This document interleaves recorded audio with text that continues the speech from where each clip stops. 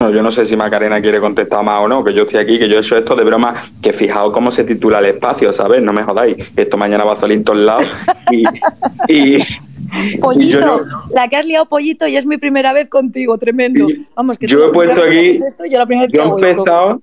he empezado el espacio diciendo que yo estaba fumando porros contigo aquí y que tú estabas tirando en el sofá que te había dado un amarillo. Esto quiero recargarlo porque es muy importante, ¿vale? No lo hace porque sea hombre, tampoco porque ella sea mujer, lo hace porque tiene una concepción patológica de pertenencia machista y la mata porque es su mujer. De hecho, en la inmensa mayoría de los casos... Pero te contradices, es que no lo ves, no ves que te contradices. ¿Cómo puedes decir que no la mata por ser mujer y luego decir lo que has dicho después? Permíteme que acabe, igual me puedo explicar un poco mejor, que seguro que es que yo no me he explicado bien. La mata no porque sea mujer, sino porque es su mujer. De hecho, la inmensa mayoría de los asesinos, lo que se comprueba si quitas ideología y metes ciencia policial, es que tienen una relación exquisita, perfecta, con cualquier otra mujer, salvo con la suya.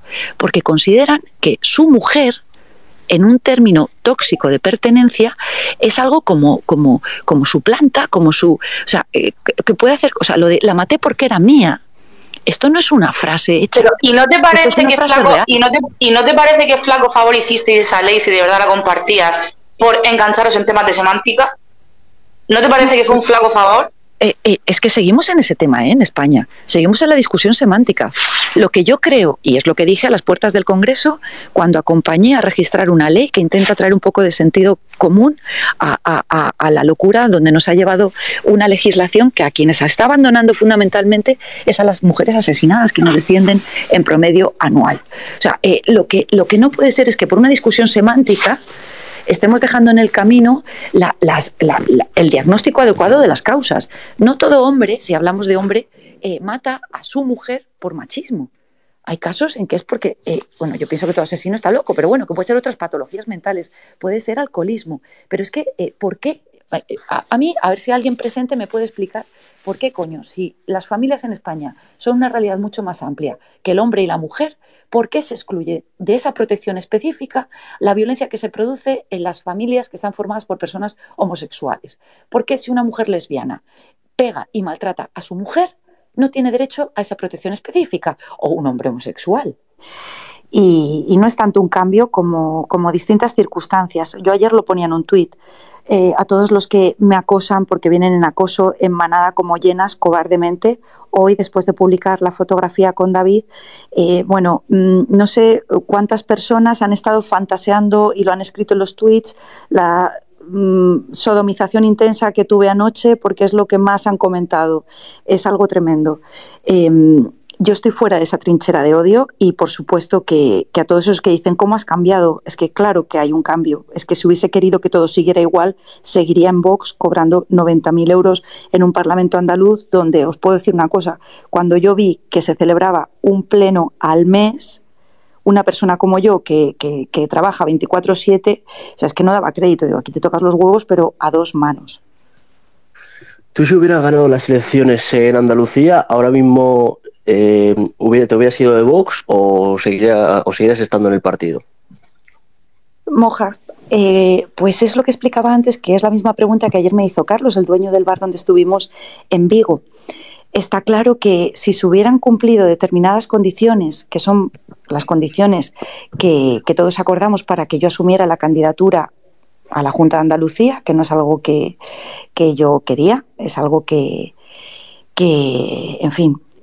a mí se me dijo que tenía que asumir y se fijaron una serie de condiciones.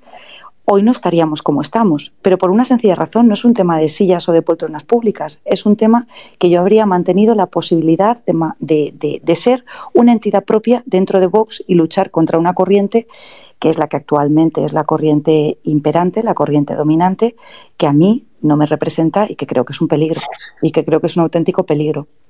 O sea, para que te hagas una idea, cuando yo estaba en el Congreso, como te decía antes, yo tenía poder de decisión porque lo que se registraba era con mi firma. si se proponía una iniciativa que claramente atentaba contra la democracia o contra los derechos humanos, como te voy a poner un ejemplo, reformar la regulación del Código Civil en materia de nacionalidad para endurecer la adquisición de la nacionalidad, pero basándolo en la pureza de sangre. Eso con mi firma no pasa ni para Dios. Y así fue. Yo acepto ir a Andalucía con unas condiciones... Pero un momento, Magdalena, perdona que te interrumpa. Acabas de decir que Vox había presentado una movida en plan por la pureza de sangre. O sea, como en plan Adolf Hitler. Te estoy diciendo que no se presentó porque yo me planté. Pero es que es la misma propuesta que lleva Le Pen en su programa. Yo sé que es muy difícil diferenciar en los matices, pero los matices son muy importantes. La postura de Le Pen en Francia en materia de inmigración no es la misma que la de Meloni en Italia.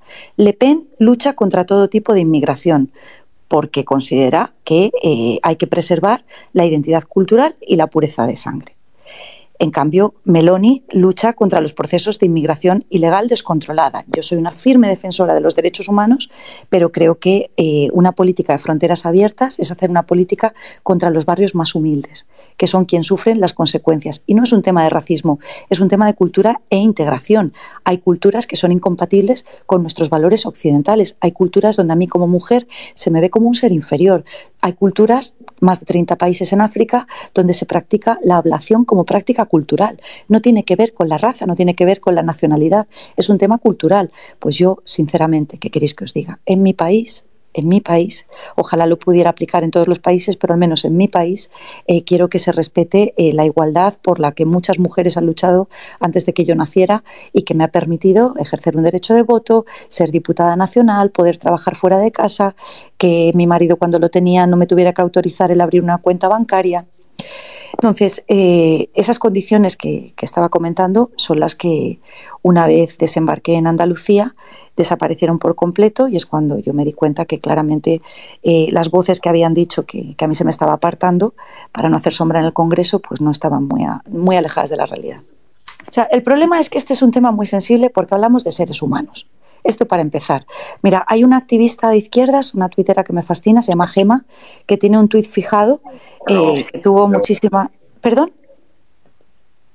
Que tuvo muchísimas visualizaciones y viene a decir algo así como si en una pandemia nos hemos quedado encerrados en casa, nos hemos vuelto locos en los supermercados por problemas de desabastecimiento, ¿qué no harías si tuvieses hambre, no? O peligrase la vida de tus hijos y tuvieses que cruzar el mar? O sea, son seres humanos, esto es lo primero que hay que hablar y que hay que poner en valor, porque yo veo determinadas personas políticas, veo determinados discursos políticos que nunca he hecho y que nunca he compartido y te imaginas perfectamente a ese político y a ese discurso gaseando a el extranjero que viene a nuestro país. Ojo, como los españolitos hemos ido a otros países a buscarnos la vida y todavía lo seguimos haciendo.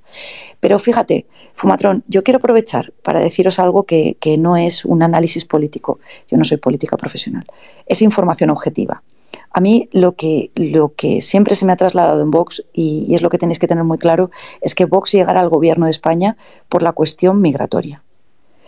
Si tenéis alguna duda, quiero que penséis en Italia, en Francia, quiero que penséis en otros países de Europa donde los procesos migratorios desbordados han llegado a situaciones... O sea, ¿por qué Le Pen multiplica por 4 sus votos? Por Bataclan, porque a un profesor le cortaron la cabeza en un barrio por Saint-Denis. ¿Cuál es el problema? El problema es que hay racismo. Y que una cosa es combatir los procesos de inmigración ilegal descontrolada y exigir que haya una integración en nuestro país, y otra cosa es, por ejemplo, demonizar el Islam, demonizar países como Marruecos. O sea, eso es racismo. Y el problema de los populismos es que lo que hacen es coger la entraña del pueblo, que está sufriendo, especialmente en los barrios más humildes, removerla y hacer ver que el moro viene a robarte el pan a tu casa, el moro viene a violar a tu mujer. Son políticos que únicamente ponen en valor a las víctimas cuando el autor del crimen es extranjero. No ponen el foco en el diagnóstico adecuado de las causas. Lo ponen en temas de racismo y es muy preocupante. Es muy preocupante y muy peligroso. Pero eso es lo que está por venir. Eso es lo que está por venir, como ha pasado en otros países. Nada, tranquis, no tengo mucho que decir. Simplemente que, bueno, que yo sí conocí a Macarena Olona en Barcelona, que de hecho le mando un besazo desde aquí, porque creo que nos hemos hecho bastante amigos, o sea, la considero una amiga, y la gente está muy equivocada con ella. Básicamente eso. Nos han dado hostias hasta en el carnet de identidad por haber cenado. Y estoy seguro de que todos los que nos han dado hostias, todos hubieran querido estar en esa cena. Esto es lo que tengo que decir. Y David, que te devuelvo ese beso. Nada, mujer, nada, pero es lo que te decía. A ver, yo he sido tu mayor hater, o sea, yo te he llamado de todo. ¿Sabes? También te he pedido disculpas una vez te he conocido y he podido hablar contigo de una forma distendida y súper amable y educada. Es que ese es el camino. Perdona, cuando pusisteis una foto juntos, yo he visto un artículo en el ABC que decía Macarena Olona se va con un rojo que la llamaba subnormal. Solo quería dar este dato. Tal cual. Y analfabeta. Sí, y subnormal, le llama de todo, sí, la verdad que sí. Pero bueno, ya te pedí mis disculpas. Pero que conste que no te acepto las disculpas, que no las quiero. Bueno. Y lo digo públicamente. Ni te las acepto ni las quiero. O sea, es tiempo pasado. Pues ya está. Es tiempo pasado y también pues es que no tiene ningún sentido. No tiene ningún Efectivamente, hay que mirar para adelante, no para atrás. Y punto. Exactamente. Fumatrón me preguntaba si yo no sabía que había nazis en Vox. No, claro que no, Fumatrón. Pero tú te crees que una persona como yo... O sea, yo lo he puesto sutilmente en algún tuit, Cataluña quedaba muy lejos del Congreso. Es que los 36 recursos en el Constitucional, las iniciativas parlamentarias, fui la diputada que a fecha de hoy mantiene el número 1 en iniciativas registradas. Muchísimas de las cuestiones territoriales que están... No tenía ni puñetera idea. Y a esas personas, por supuesto, que les estoy pidiendo disculpas cuando les estoy conociendo en persona y les estoy diciendo, mirándoles a los ojos, que no tenían idea, pero porque mi ámbito era el Congreso. O sea, todo lo que tenía que ver con el partido y lo que tiene que ver con el partido es Javier Ortega Smith. Y por razones que no voy a entrar en detalle, por ser elegante, todo lo que tenía que ver con él, yo me mantenía muy apartada, de manera absolutamente intencionada. Y Cataluña quedaba muy lejos. Y digo Cataluña porque... Gracias, mi amor. Porque precisamente España Abuela, que es la persona que tengo denunciada en el juzgado, la última información que tengo judicial es que está afincado en Cataluña. Me está costando un montón creerte, estoy ahí a ver si me convenzo, porque te he oído mucho en el Congreso. Yo, como Carmen, tampoco tengo muchos amigos y veo muchos plenos. Y digo que en Vox, a ver, tú no sabías que había nazis, pero me cuesta creerlo.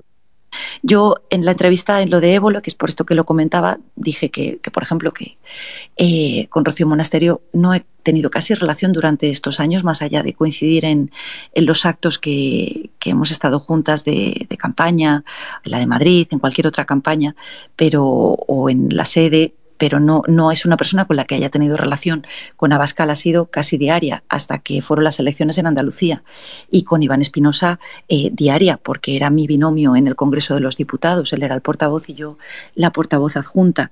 Piensa que el órgano formal de control del partido, y te digo formal porque otra cosa es quien toma las decisiones, es un órgano que está integrado por Santiago Abascal, por Javier Ortega, por Jorge Buxadé, por Iván Espinosa Los Monteros y por Manuel Mariscal. Esas son las personas que llevan el partido. ¿Dónde estaba mi poder? Mi poder estaba en la firma que yo tenía para registrar las iniciativas en el Congreso de los Diputados. Y quieras o no, tanto Vox como cualquier otro partido, es el buque insignia que marca el rumbo para toda España, son las iniciativas que se registran en el Congreso. Y en ese sentido, pues era un gran poder decisorio el que yo tenía, pero por mi conocimiento jurídico y por ese poder de firma. Y también te digo, Patri, perdona, ya acabo, que no me quiero enrollar más, me encanta hablar contigo.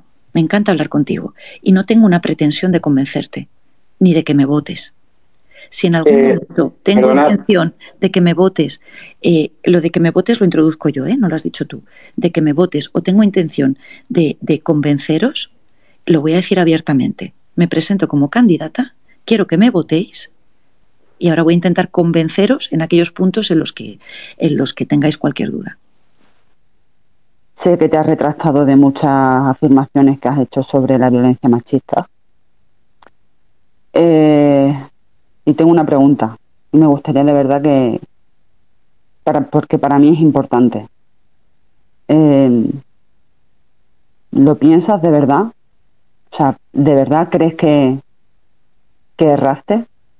Esa es una. Y luego, para concluir, porque quiero ser breve, te haría muchas más preguntas, pero quiero ser breve. ¿Habrá alguien, alguna vez, alguna persona política, alguna persona, bueno, sí, que abra el melón de la violencia institucional? Pues, Ro, fíjate, a mí me sucedió que en el 31 de diciembre de este año pasado puse un tuit, no sé si es con ocasión del asesinato de una mujer o haciendo un balance del trágico mes de diciembre que tuvimos de violencia machista. Perdí 1000 seguidores en un día, 1000 seguidores en un día, porque mencioné en el tuit violencia machista. Te doy mi palabra de honor, no tienes por qué creerme, no me conoces, pero te doy mi palabra de honor que es la primera vez que yo fui consciente que el discurso que pronuncié en el Congreso de los Diputados contra la violencia de género, y ya he explicado que es una cuestión terminológica, además de, como bien decía antes Carmen, de la deficiencia técnica de la ley, fui consciente por primera vez que había personas a quienes yo había dado alas en la caverna para coger mi discurso y negar la violencia machista.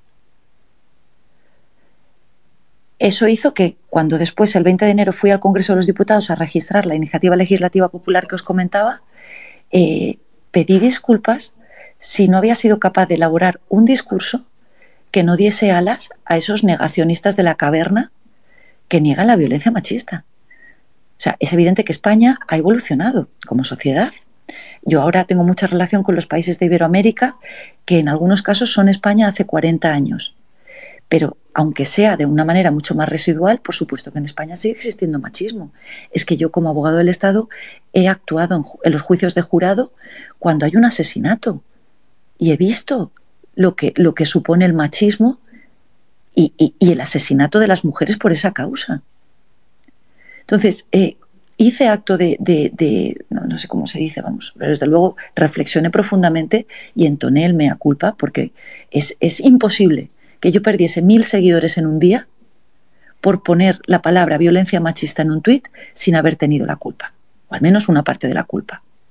Si sirve de algo, Ro, desde entonces, en cada una de las conferencias que estoy dando por toda España, por supuesto de forma gratuita, sobre la legislación de violencia de género, dejo muy claro la distinción, y que para mí y para muchos los conceptos de violencia de género y violencia machista son conceptos distintos, y que por tanto una persona como yo, que sostiene que no se puede criminalizar al varón por el hecho de serlo, puede afirmar al mismo tiempo, sin incurrir en contradicción, que la violencia machista existe. ¿Cómo cojones no va a existir? Y la violencia institucional, Ro, no sé muy bien a qué te refieres, discúlpame. Violencia institucional, jueces con ideología diferente que te sentencian simplemente por el hecho de ser mujer o por el hecho de ser roja. Que no creo yo que seamos lobos, que no podamos hablar comunistas con gente de derecha ni nada de eso, que yo creo que en el diálogo está la fórmula y el entendimiento. En las hostias no, en el diálogo sí. Y si es a través de una foto de esto, pues bienvenido sea.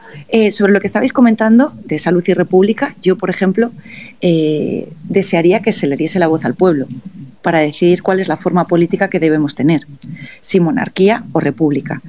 Esa es mi opinión personal. A mí me pasó algo tremendo. Cuando yo anuncio que voy a hacer el Camino de Santiago, que es lo mismo que decir iros a tomar por el culo, no me voy a mi casa con la cabeza gacha, una vez que el tema de salud ya quedó clarificado y que el cariño de los españoles me volvió a poner en pie y recordé que soy una tía guerrera, se inició una campaña de acoso contra mí que bueno, o sea, y soy una tía fuerte, pero algo ya no os voy a decir una campaña de cancelación, o sea, dicen, ¿cómo has podido pasar de heroína a villana? Pero si es que lo que no sé es cómo sigo en pie.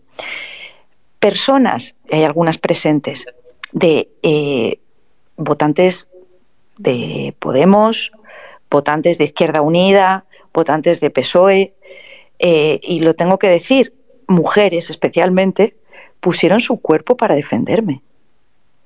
Y a mí me empiezan a a reventar todos los esquemas mentales, me empiezan a sacar de la trinchera. Os quiero decir que es que esto no he sido yo sola, porque de repente veo que quienes se suponía que habían sido mis enemigos ideológicos eran personas que sin conocerme de nada estaban poniendo su cuerpo para defenderme, aun no compartiendo, incluso no gustándoles yo, pero porque no estaban dispuestos a tolerar ni a comulgar con el acoso que yo estaba sufriendo y que sigo sufriendo a fecha de hoy, pero ya muchísimo más fuerte. Así que gracias tanto a los que estaban antes y que han tenido las pelotas de mantenerse en el camino, como gracias a los que habéis tenido la valentía de no mirar hacia otro lado. Es muy distinto también a veces conocer a personas en persona, valga la redundancia, y ver cómo son, ¿no? Más allá de lo que puedas pensar o no, si estás de acuerdo o no con ellas. Y también muchas veces una reflexión sobre cómo uno, cuando está en ciertos ambientes, no puede decir todo lo que piensa, ¿no? Y lo liberador que es el salir y ser libre para opinar.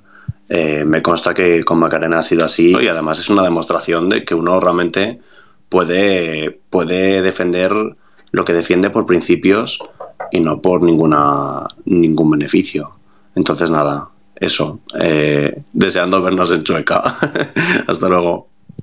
Muchas gracias, Fran. Fran es una de las personas que he encontrado en mi vida en estos últimos meses del sector de la izquierda, aunque yo estoy en un momento en el que he reventado todos los corsés ideológicos y os aseguro que no me cuesta hacer esa categorización por derecha, izquierda, centro, porque no me la aplico a mí misma. Pero verdaderamente estoy teniendo mucha suerte por las personas que me estoy encontrando en el camino, con pena por quienes no tengo la oportunidad, porque entiendo perfectamente que ni siquiera quiera, no te digo ya tomar un café, sino escucharme.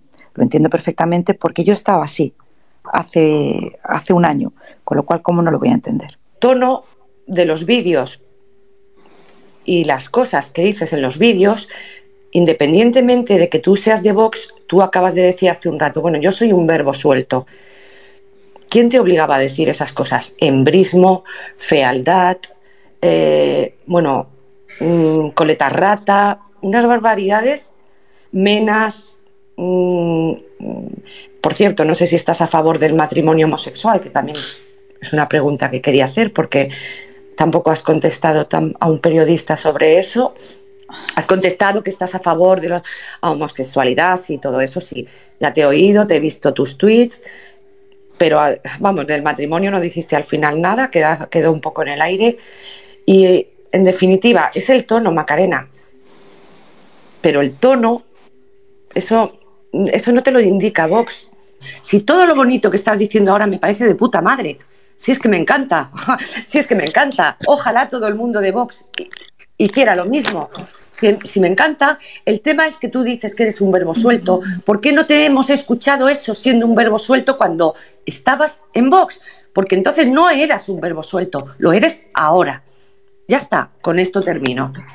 No, Andrea, te equivocas. Yo ahora no soy un verso suelto. Ahora lo que soy es una persona libre, que es muy distinto. Cuando estaba en Vox no era un verso suelto, era una persona que marcaba impronta hasta donde podía y que desde luego intentaba fijar posición que está muy alejada de radicalismos. A mí, Andrea, no me puedes decir que yo me he sentado en una mesa con nazis. Me lo puedes decir, pero no te lo puedo permitir, porque yo no me sentaría en una mesa con nazis. Entonces, igual que ha quedado claro que no estabas diciendo la verdad cuando explicabas las razones por las que supuestamente te había bloqueado, pues te digo que si eres capaz, que no te digo que tenga que ser, pero bueno, que si en algún momento eres capaz de mantener pues una visión un poco más limpia, que te digo que entendería perfectamente si no es así, como me pasa con otras personas, y una visión que no sea pues de prejuzgar y de tener tú las sentencias antes de poder escuchar ni siquiera los argumentos, pues yo estaré encantada de poder retomar una relación por redes sociales, siempre y cuando no ataques a personas a quienes aprecio, porque esa es línea roja para mí Innegociable. Y ya para acabar, yo quería hacerte 3 preguntas muy directas, ¿vale? Lo primero, ¿qué planes de futuro tienes? Lo segundo, si has hablado últimamente con Irene Montero. Y lo tercero, ¿quién es realmente quien mueve los hilos en Vox? Muchísimas gracias. Bueno, Bego, encantada de saludarte. Planes de futuro. Mantengo una constante y una coherencia en lo que llevo diciendo desde que volví a aparecer a la vida pública después de hacer el Camino de Santiago. No me voy a presentar a las elecciones autonómicas y municipales. He rechazado ofertas de candidaturas no integradas en otros partidos, sino como candidatura independiente en comunidades autónomas. Y, desde luego, a resultas de cómo sea el panorama político después de las elecciones autonómicas y municipales, yo lo que tengo es voluntad de servir.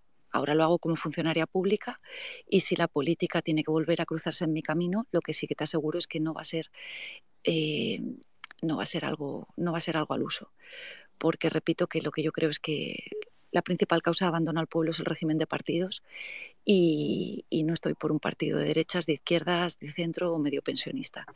Estoy por algo que desde luego creo que es lo que necesita el pueblo, que es que se hable mucho menos del sistema de los partidos y más de las necesidades de la calle. Y esto al margen de ideologías concretas y reiterando que se confunde quien se piensa que a Vox se llega solamente desde la derecha. Yo a Irene Montero no he tenido una relación personal como no la he tenido con casi ningún político fuera de Vox. Entonces, con Irene Montero no he tenido relación hace poco como no la he tenido antes. Sí te digo que me repugna el acoso que sufrieron especialmente los niños, como no puede ser de otra manera. Yo la relación más personal que he tenido con Pablo es después de una sesión de control, me acerqué a su escaño y le pregunté por sus peques porque estaban hospitalizados. Pero entender que no era mi interlocutor válido por rango jerárquico, ¿no? O sea, no, igual que dije el otro día que nunca he tenido relación con Pablo Casado, pero es que era el presidente de un partido, su interlocutor válido era Santiago Abascal como presidente. Y si la violencia no tiene género, ¿por qué si tiene nacionalidad, raza, color de piel y religión? Es que no la tiene, el que lo diga es un racista de mierda. Lo que tiene es cultura e integración. O sea, cuando tenemos 30 países en África, que es el ejemplo que ponía antes, que tienen como práctica cultural la ablación femenina, la mutilación genital femenina, eso no es por raza, no es por color de piel. O sea, ¿tú te piensas que una persona mulata o negra no puede ser racista? No voy a poner nombres. ¿Tú te piensas que una persona homosexual no puede ser homófoba? No voy a poner nombres y espero que todos estemos pensando en las mismas personas. Bueno, ahí tenemos a Bertrand Ndongo. Bueno, yo estaba pensando más en infotirillas, pero bueno, que cada uno le ponga el nombre que quiera. Quiero retomar algo que dijiste, Macarena, sobre una ley que quería impulsar Vox sobre la pureza o la raza. Cuando sale lo de esa ley que vos decís no firmar, ¿ahí es cuando te vas del partido o simplemente dijiste no firmo y te quedaste con eso nada más? Cuando salió lo de esa ley y vos te opusiste, ¿tuviste algún tipo de fundamentación y te fuiste en ese momento o esperaste más tiempo para darte cuenta que estabas dentro de un partido pero extremadamente nazi? Esto ha sido una evolución, no es, y te tengo que decir, pero a ver, vamos por partes, por contestarte primero lo concreto. No, lo que sucedió es que al negarme a firmar, redactamos otra ley, que no es la ley que yo hubiese registrado, pero que ya no tenía esos tintes que para mí me parecían nazis, y que ya era algo mucho más digerible para mí. Esto poniendo en valor, por ejemplo, que para mí los pueblos iberoamericanos es en materia de nacionalidad, ya lo recoge la Constitución española, pero debería ser mucho más claro en la legislación de desarrollo que son pueblos hermanos, que por tanto cuando vienen a España, igual que ahora cuando yo estoy yendo a Panamá, a República Dominicana, a Colombia, me siento en casa, pues lo mismo debería ser a la inversa, que sientan cuando llegan a España que están en su casa porque es su casa, porque somos pueblos hermanos. Las alertas, como decía, se fueron sucediendo a lo largo de los meses y es información que yo fui recopilando a medida que el ala más dura iba tomando el partido. A mí hay algo que me produjo una profunda catarsis y esto es algo que yo ya denuncié públicamente estando en Andalucía, quiero decir, o sea, que no es, no, lo denuncias cuando ya estás fuera, no, esto ya lo dije en una entrevista en radio.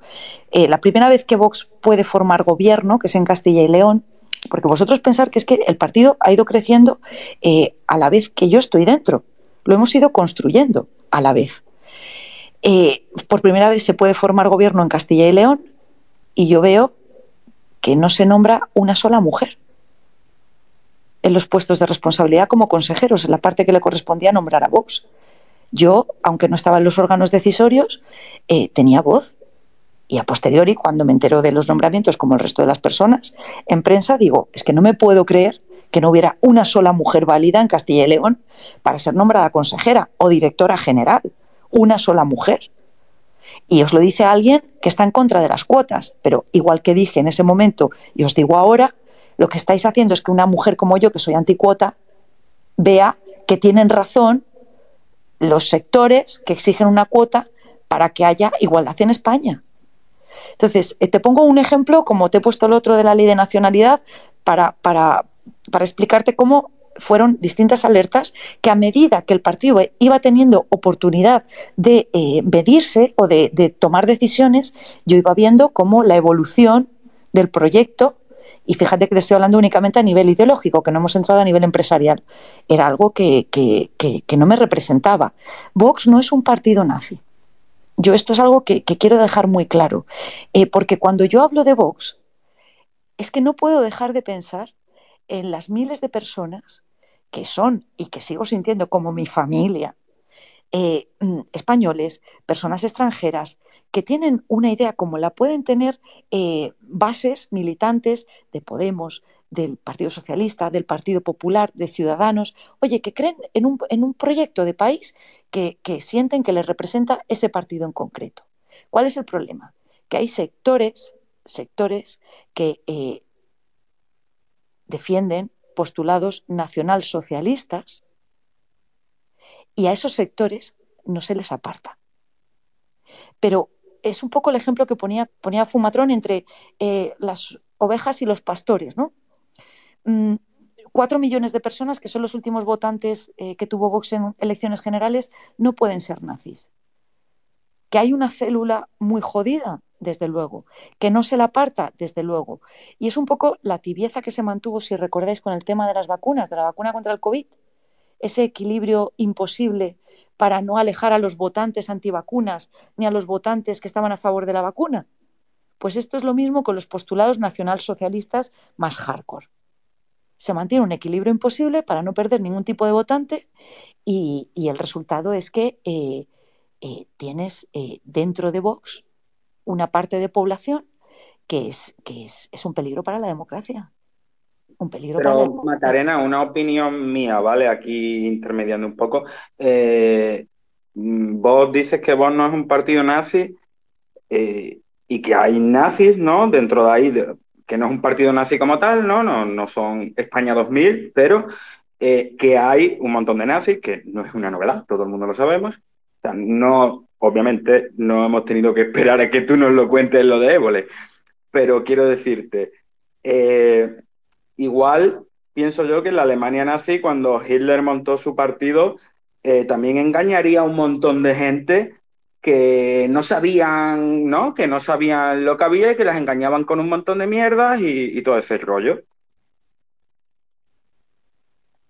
No, o sea, es que la historia nos demuestra que, pero no te tienes que ir, o sea, no te tienes que ir, o sea, a la Alemania nazi es el caso más heavy, pero cualquier régimen no democrático y dictatorial. ¿Cómo se produce esa deconstrucción de la democracia? En algunos casos es con un golpe de Estado, pero en otros casos se hace desde la misma democracia, a través de leyes constituyentes que van arrebatando los derechos y libertades al pueblo y que, bueno, pues claro, si hablas de la Alemania nazi ya hablas de exterminar personas. O sea, el problema de determinados discursos es que hemos visto en la historia a dónde nos han llevado.